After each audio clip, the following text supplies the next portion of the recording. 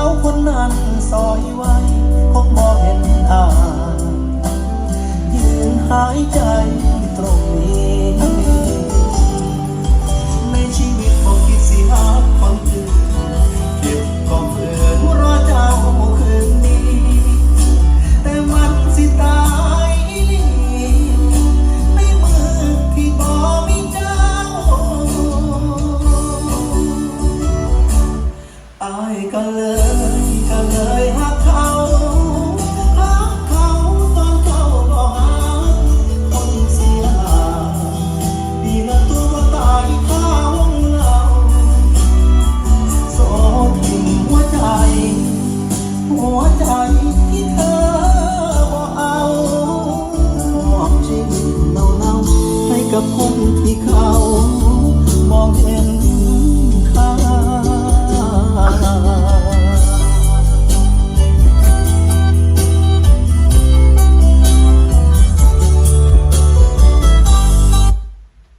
โอเค อันนี้เราเปิดให้ฟังในวอลลุ่มประมาณ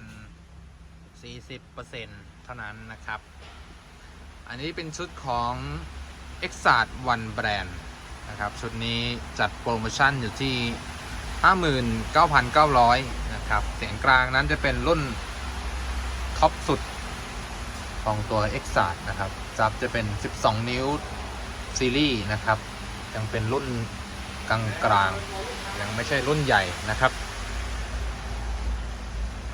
เดี๋ยวเราลองมาเปิดในวอลลุ่มประมาณ 50% กันนะครับ อายยังหักสุดหัวใจก็ดีใจที่ได้เห็นเขาคนขึ้นเฮา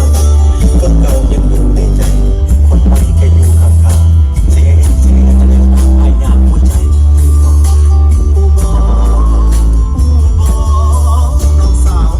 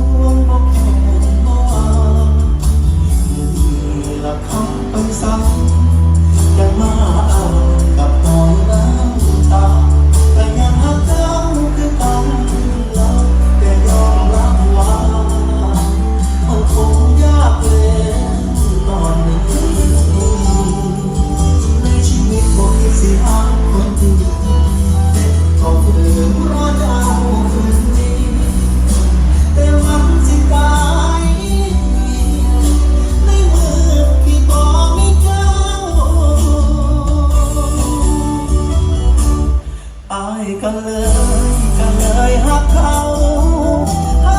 าตอนเจ้าบ่หาคนเสียหลายโอเคนะครับเสียงกลางตัวนี้เป็นตัวรุ่นท็อปสุดของตัว Exact นะครับ เป็นรุ่น 8 นิ้วไฟเออร์นะครับ ตัวนี้เป็นออกแบบมาสำหรับคนที่เน้นในเรื่องของพลังเสียงเป็นอย่างมากนะครับนั้น1คู่เนี่ยเทียบเท่ากับลำโพงทั่วไปเนี่ยค่อนข้างใช้หลายคู่นะครับฉะนั้นใส่ลำโพงรุ่นนี้2คู่เนี่ยเพียงพอกับการฟังดังในระยะไกลๆสบายนะครับในระยะแบบหลายร้อยเมตรหรือ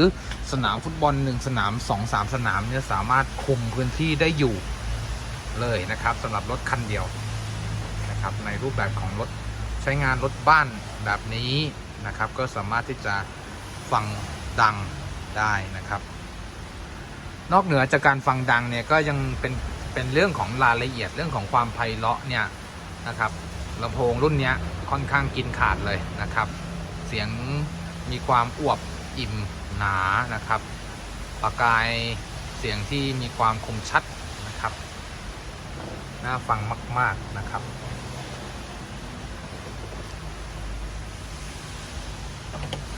ตู้ซับ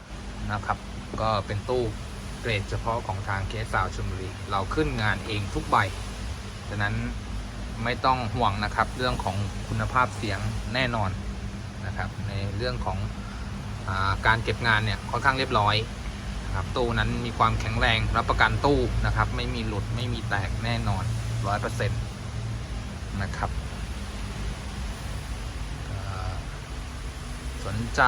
นะครับเครื่องเสียงดีๆแบบนี้ก็ติดต่อมาทางเพจเครื่องเสียงรถยนต์ชลบุรี KS Sound ได้ครับ